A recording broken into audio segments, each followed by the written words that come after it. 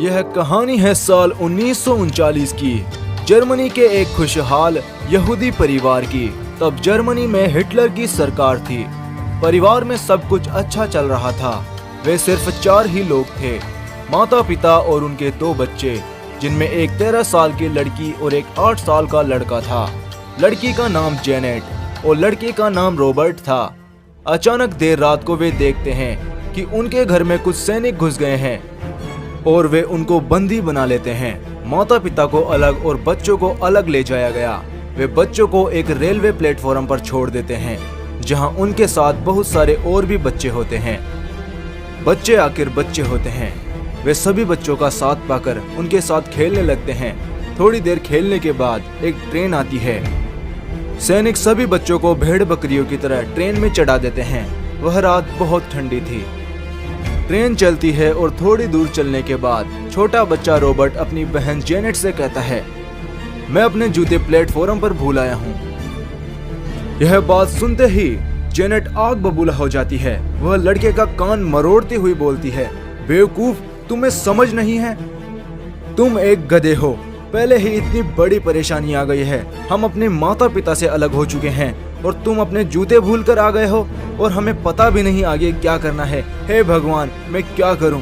यह सब बोलकर वह अपना गुस्सा दिखा रही थी, क्योंकि वह समझती थी कि इतनी सर्दी में जूते न होने से उसका छोटा भाई बीमार पड़ सकता है।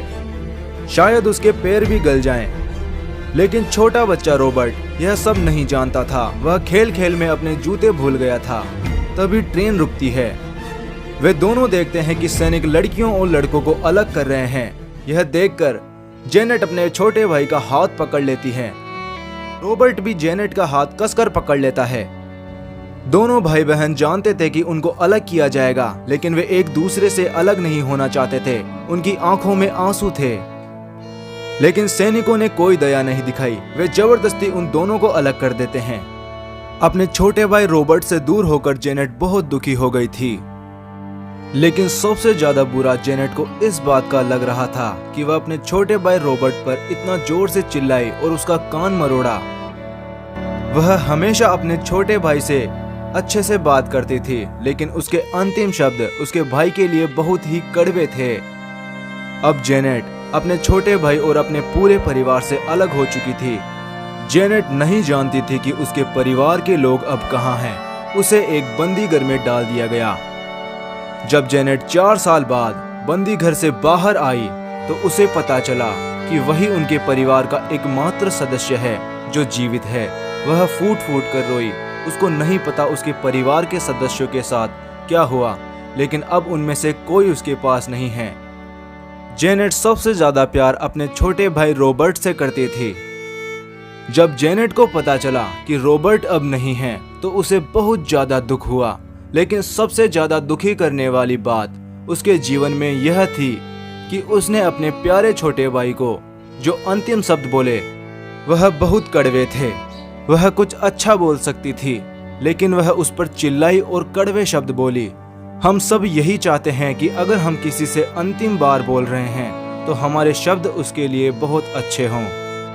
इस घटना ने जेनेट के ऊपर इतना गहरा प्रभाव डाला कि उसने निश्चय किया कि मैं अब किसी से भी इस प्रकार बात करूंगी कि मैं उससे आखिरी बार बात कर रही हूं और मुझे कभी उसके लिए दुख न हो। इस घटना के बाद जेनेट ने पूरे जीवन में कभी किसी से कोई गलत शब्द नहीं बोला और वह हमेशा बहुत ही विनम्रता से बात करती थी।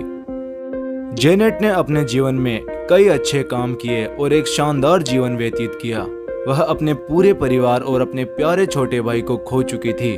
उसके बाद भी उसने हार नहीं मानी। इतनी भयानक घटना के बाद भी उसने उस घटना से एक अच्छा सबक लिया। जेनेट ने अपने जीवन में इस भयानक घटना को भी एक आशीर्वाद के रूप में लिया। तो दोस्तों, आपको यह कहानी कैसी लगी हमें कमेंट बॉक्स में जरूर बताएं और चैनल को सब्सक्राइब करके बेल आइकन जरूर दबा लें ताकि हमारे नए वीडियोस की अपडेट आपको मिलती रहे। वीडियो को लाइक करें और अपने दोस्तों के साथ शेयर करें। Thanks for watching.